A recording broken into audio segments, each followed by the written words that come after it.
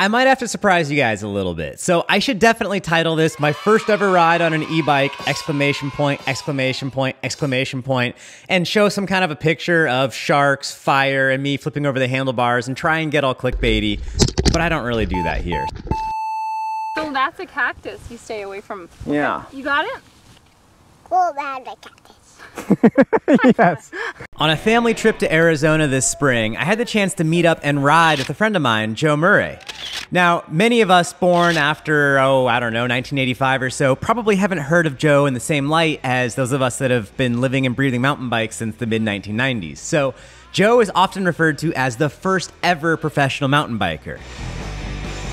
When I think about mountain biking, I think about the whole sport as this type of culture of kind of misfits, of people that don't really care to fit within the norms, people that just want to send it on bikes and in life in general.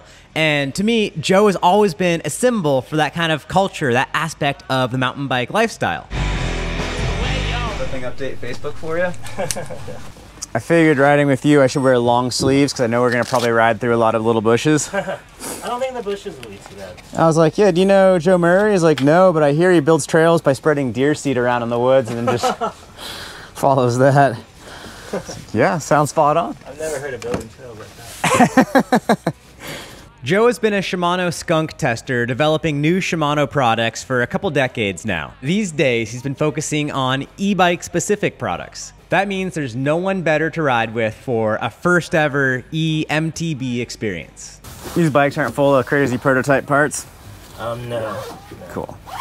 I have this other bike. The bike I'd be riding is basically a pivot shuttle. It's a prototype for the bike that's being produced now with no real geometry differences, but it's made out of aluminum instead of the carbon fiber, and the battery can be replaced with a new unit. We had to carry spare batteries with us because we went through 2 full batteries on this ride. Well, you can go anywhere a motorcycle can go. Display will come on. Okay. So there's 3 power modes. There's Eco, which I don't use that much, but you'll probably either want to use Trail or Boost. Okay. You could start out on Trail, but I like to use Boost on the moto trails just because you're going faster. And, yeah, they're wide open. And then this just shifts the... Okay. Yeah, you might take a little getting used to that, but that's pretty much it. Yeah. The bike was set up really well, and the Maxxis 2.8 size tires were honestly a good setup for this kind of desert riding. The bike honestly fit and kind of felt like my Ibis HD4. Brakes are a little contaminated. The bike's been sitting a while, so. Turbo. I haven't ridden a bike that's not an Ibis in probably 2 years. Oh, wow. Yeah. The bike's basically based on the Switchblade. Okay. We'd be riding some OHV trails in the middle of Arizona State. Because these are dirt bike legal, e-bikes are completely A-okay on these trails. By this point, we're about 30 seconds into our ride, and usually 30 seconds into a ride with Joe, and you can faintly see his rear tire as he pedals off the front in a full sprint. I figured with the e-bike, I'd at least have a chance of keeping up with him. It's hard to get these bikes off the ground. Yeah. You can't just twist the wrist and get more power. E-bikes are pedal assist, which means they only apply the electric power when you're actually pedaling as well. And how much power they put down is determined by how hard you're pedaling. There's quite a few limitations to the e-bikes. They're set with a max speed of something like 21 miles per hour, and in this flat section of Fire Road, I'd probably be in 4th gear on my dirt bike, flying along close to 40 miles an hour. But here I am, pedaling as hard as I can, and I'm cruising maybe close to 20 miles an hour. It's definitely not a motorcycle. Anyway, we're gonna go at this a little bit more, and then we're gonna...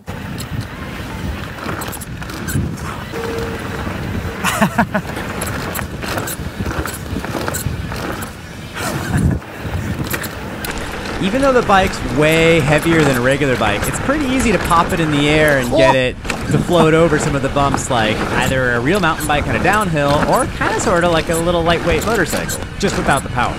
Did you really think I was going to post a video without lots of wheelies? Exactly. It kind of feels like a really slow motorcycle. Yeah. Have you tried putting it on boost yet? I did. It's funny because you need to pedal whenever you want to give it gas. So you're pedaling through all these dangerous moments. You're making noise. Oh! Full-on moto trail.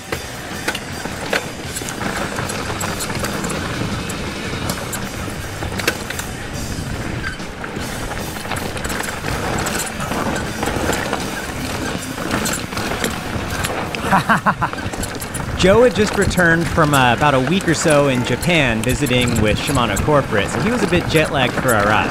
That said, he still rips. Notice how Joe's riding through all this bumpy stuff while sitting down and often pedaling too.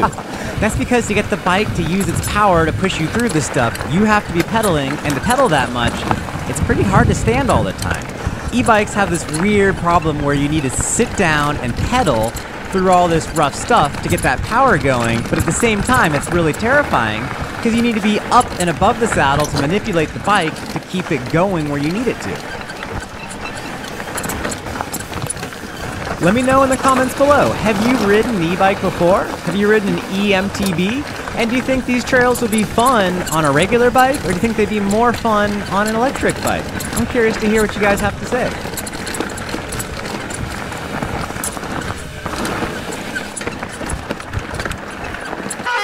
E-bikes. Holding you up. These things are a trip. They're like really out of control, really slow motorcycles. Not many people ride them like this. On trails this flat. This flatter, this fast. I feel like they would make a lot more sense mountainous places.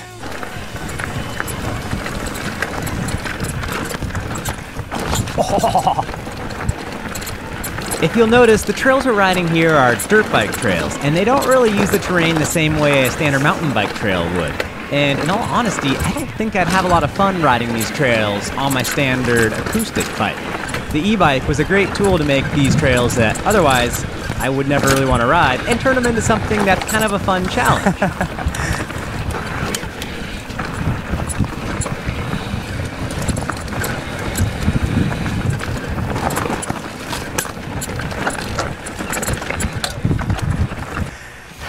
Dirty river right down there. The dirty river? Yeah. Dirty. The dirty verdi? I'm afraid to like roll close to the edge, have it take off on me. Down to the chest cam. This shows the speed a lot better, but the audio is horrendous. It's really bad. So I'll just pipe in some music and we don't have to listen to what sounds like a submarine crashing into a coral reef.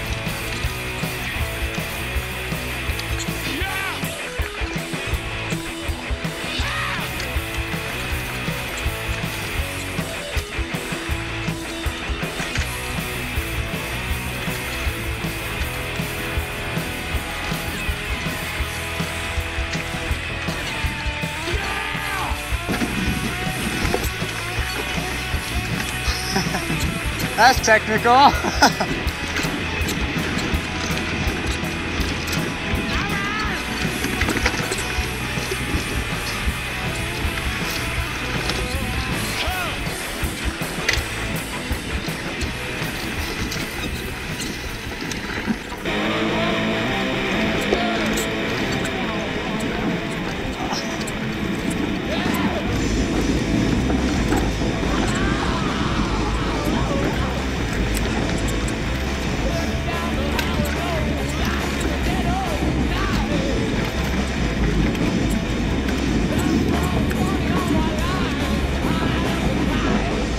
A really fun thing to do on a mountain bike is to try to gap moto whoops like these right here. Now, it really requires like 25, 30 miles an hour to make those flow well, but the e-bike's about as good as you can get. Otherwise, these trails would be not a lot of fun on an acoustic bike. A climb like this you'd think would be basic on an e-bike, but still, I'm putting out pretty good effort to cruise up this thing and I'm not going crazy fast. I just saw 12 miles an hour on the speedometer there.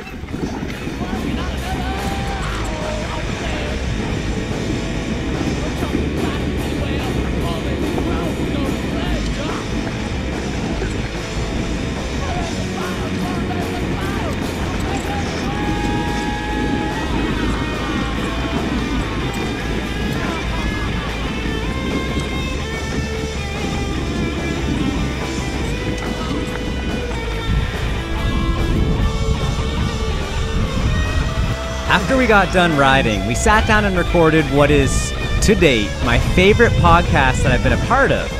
I've got a link to it in the YouTube description below, and it's part of the Jensen USA Kendall vs. Kendall series that I do. Have a listen, and let me know what you think. I think Joe has an amazing story.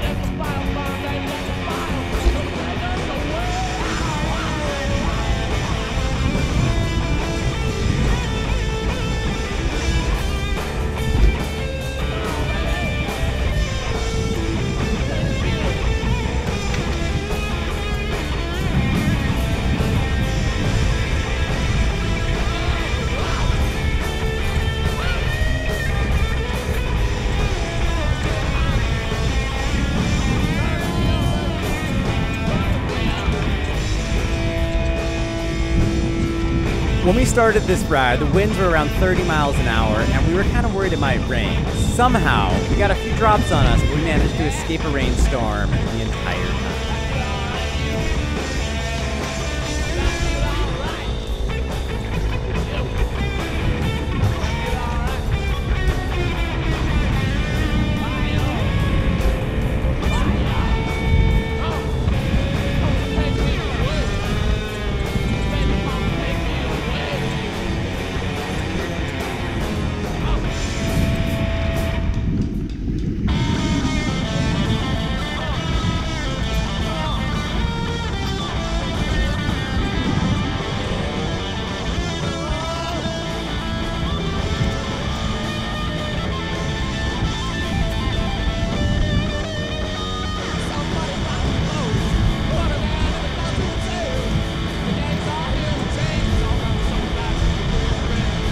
This next section of trail was honestly some of my favorite of the day. It had a little bit more elevation to work with and just a tad more natural flow to it. I was having fun.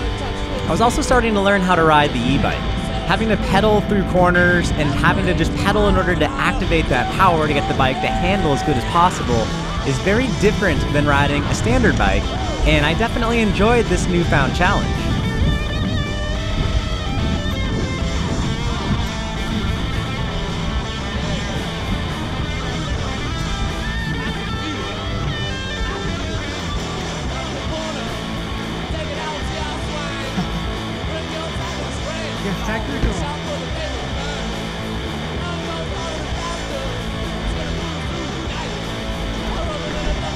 This hill climb was legitimately tough, and I think on a standard acoustic bike, you might not be able to make it at all.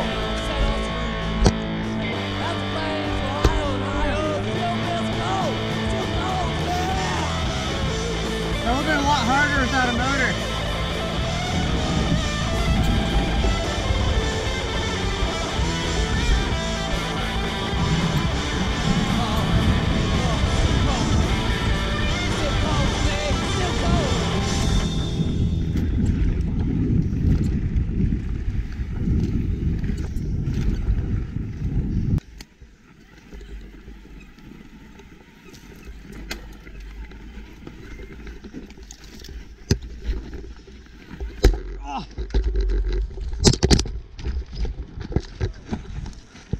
Sorry about your bike. Yes, I took a tumble and I fell over on a borrowed e-bike. My pants caught my saddles. I was trying to bail off the bike on this surprisingly steep, loose, and technical hill climb. Chest is no, I didn't get hurt, and no, the bike didn't get hurt, though I did knock the battery loose. I tried the climb again, and I was able to get it, but all we got was a still photo and not any video. Joe apologizes for not being a professional filmer. It's okay, Joe. At this point, our ride is almost over. Both of us are pretty tired. We're on the last little bits of battery juice, and Joe has an idea to climb this last hill. And it's probably the biggest hill of the entire ride. Notice how loose the traction is. Without a motor, I don't think I'd have any chance of making it up this hill.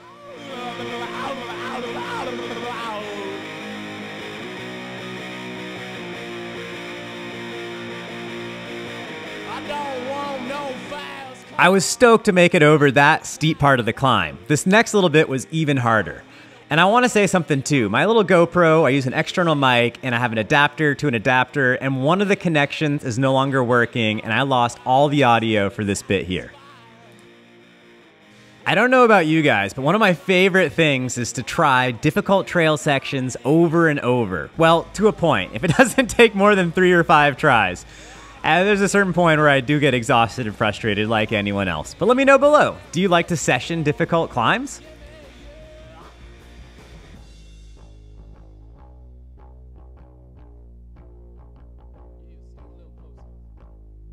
And made it! This is a wonderful moment that has more satisfaction than just about anything else in cycling, and that's cleaning a difficult climb.